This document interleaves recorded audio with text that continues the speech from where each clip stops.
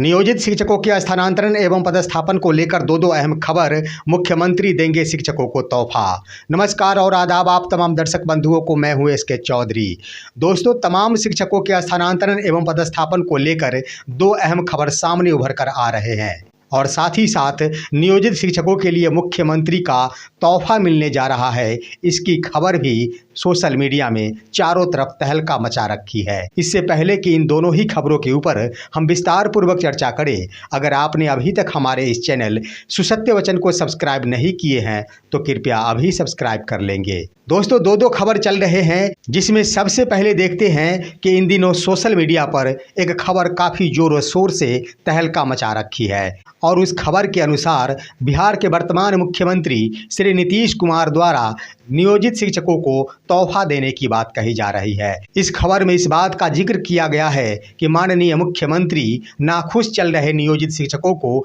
मनाने में लग चुके हैं। उनका स्पष्ट निर्देश है कि शिक्षा विभाग अविलंब नियोजित शिक्षकों के पदस्थापन एवं स्थानांतरण को लेकर रिपोर्ट सुपुर्द करे और उस रिपोर्ट के आधार पर तमाम शिक्षकों को राहत दिया जा सके। इसके अंतर्गत दोस्तों, जो खबर आ रही है उसमें स्पष्ट कहा गया है कि माननीय मुख्यमंत्री तमाम शिक्षकों को खुश करने को लेकर बिल्कुल ही सजग दिख रहे हैं और उसका मुख्य कारण है वर्ष 2025 में होने वाला विधानसभा का चुनाव। इस विधानसभा चुनाव में माननीय मुख्यमंत्री बिल्कुल ही चूकने नहीं जा रहे हैं और वो 100% शिक्षकों को अपने पक्ष में करना चाह रहे हैं और इन उद्देश्यों की पूर्ति हेतु माननीय मुख्यमंत्री नियोजित शिक्षकों के वर्तमान में चल रहे स्थानांतरण एवं पदस्थापन को लेकर वचनबद्ध हो चुके हैं। उनकी आंतरिक इच्छा है कि तमाम शिक्षकों को अपने मन की इच्छा के अनुसार विद्यालय आवंटित होना चाहिए। साथ ही साथ वैसे शिक्षक जो स्थानांतरण नहीं चाहते हैं तो वो शिक्षक अपने विद्यालय में रहकर ही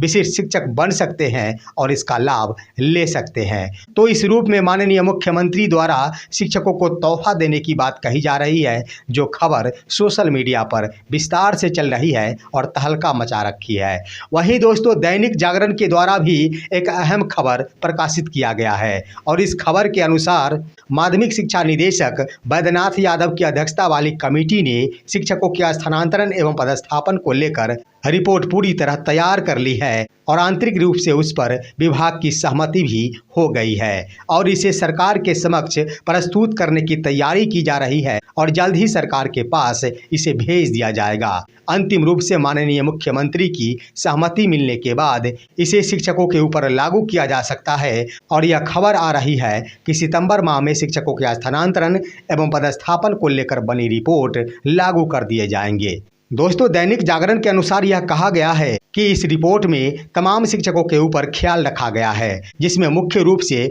वैसे शिक्षक जो दिव्यांग है या फिर गंभीर बीमारी से ग्रसित है या फिर महिला शिक्षिका है या फिर पति पत्नी दोनों ही शिक्षक हैं, इन तमाम शिक्षकों को राहत देने का उल्लेख इस रिपोर्ट के अंतर्गत किया गया है। वहीं दोस्तों, दैनिक जागरण ने यह भी लिखा है कि बिहार के तमाम विद्यालयों को 5 भागों में विभक्त किया गया है, जिसमें प्रथम है पर्वतीय इलाका, दूसरा है नदी पार वाले इलाका, तीसरा है शहरी क्षेत्र, चौथा है अर्ध शहरी क्षेत्र और पांचवा है ग्रामीण क्षेत्र और तमाम शिक्षकों को इन्हीं 5 क्षेत्रों में पदस्थापित किया जाएगा। दैनिक जागरण के खबर के अनुसार 40 वर्ष से कम आयु के शिक्षकों को दूर दराज के विद्यालय में पदस्थापित किया जाएगा। वहीं मुख्य रूप से दिव्यांग, गंभीर बीमारी से ग्रसित शिक्षक और साथ साथ पति पत्नी शिक्षक को ही राहत देने की बात कही जा रही है, तो उधर सोशल मीडिया के खबर के अनुसार सभी शिक्षकों को राहत देने की बात कही जा रही है। तो दैनिक जागरण का यह खबर स्पष्ट करता है कि बिहार के नियोजित शिक्षक जो सक्षमता उत्तीर्ण हो चुके हैं, उनको कहीं से भी राहत मिलने की संभावना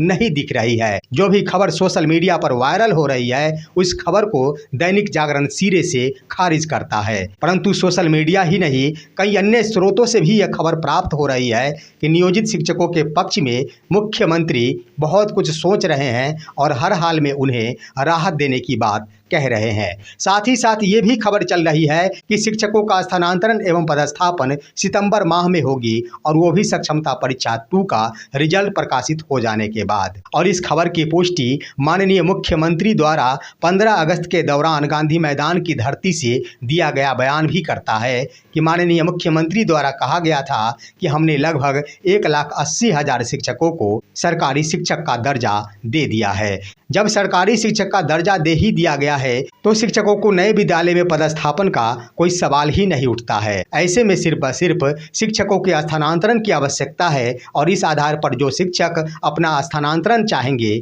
वैसे शिक्षकों से ही ऑनलाइन आवेदन मांगते हुए उनका स्थानांतरण कर दिया जाएगा। परंतु वैसे शिक्षक जो अपने विद्यालय में रहकर ही विशिष्ट शिक्षक बने रहना चाहते हैं उन्हें कोई भी आवेदन नहीं करना होगा और अपने विद्यालय में रहकर ही विशिष्ट शिक्षक का लाभ लेंगे। लेकिन इन दोनों ही खबर में कौन सी खबर सत्य साबित होगी इसके संबंध में कुछ भी कहना बिल्कुल ही अनुचित होगा, क्योंकि शिक्षा विभाग पल पल में अपना रंग बदलती है। कब क्या रणनीति बना दी जाएगी इसके बारे में किसी को भी भनक तक नहीं लग पाती है, क्योंकि बिहार के शिक्षकों का मुद्दा बिल्कुल ही राजनीतिक मुद्दा बन गया है और माननीय मुख्यमंत्री सिर्फ राजनीतिक दृष्टिकोण से ही शिक्षकों के मुद्दे को हल करना उचित समझते हैं। लेकिन दोस्तों, इन दोनों ही खबरों पर हमारा विश्लेषण कहता है कि माननीय मुख्यमंत्री अगर शिक्षकों के मुद्दे को राजनीतिक दृष्टिकोण से देख रहे हैं तो हर हाल में अगर विधानसभा चुनाव के दौरान माननीय मुख्यमंत्री अपना मौका गंवाना नहीं चाहेंगे, 100% अपनी पार्टी की जीत सुनिश्चित करना चाहेंगी, तो हर हाल में सभी कोटियों के शिक्षकों को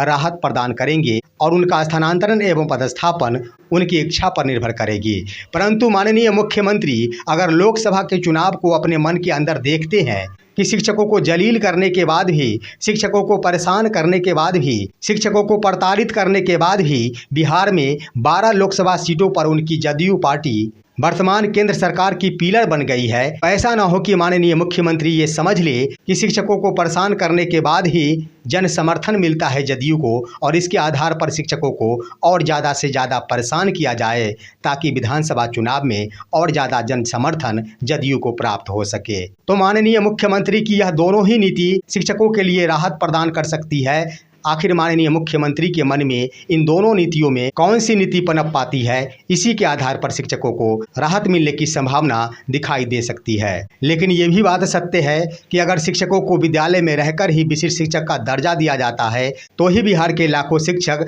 विशिष्ट शिक्षक का पद ग्रहण करेंगे। परंतु उस विद्यालय को छोड़कर अन्यत्र उनको भेजा जाता है तो बिहार के लाखों ऐसे नियोजित शिक्षक होंगे जो उस पद को ठुकरा देंगे और नियोजित पद में ही रहना बिल्कुल सही समझेंगे और इसका बुरा प्रभाव आगामी विधानसभा चुनाव में देखने को मिल सकता है। वहीं दोस्तों, बिहार प्राथमिक शिक्षक संघ की ओर से भी सरकार को अल्टीमेटम दिया गया है, जिसके अंतर्गत यह मांग की गई है कि विद्यालय का समय सारणी 10 बजे से लेकर 4 बजे तक किया जाए, ई शिक्षा कोष ऐप के माध्यम से अटेंडेंस को बंद किया जाए, तमाम शिक्षकों के लिए केंद्रीय वेतनमान लागू किया जाए। इन तमाम बिंदुओं को लेकर प्राथमिक शिक्षक संघ के अध्यक्ष ब्रजनंदन शर्मा ने सरकार के सामने बहुत बड़ी मांग रखती है और साथ ही उन्होंने सरकार को अल्टीमेटम भी दे दिया है कि अगर शिक्षकों की मांग बिहार सरकार नहीं मानती है तो बिहार के लाखों शिक्षक धरने पर बैठ जाएंगे और हड़ताल शुरू करेंगे। लेकिन सवाल ये भी उठता है कि जब जब माननीय मुख्यमंत्री द्वारा नियोजित शिक्षकों के पक्ष में कुछ देने की सोच होती है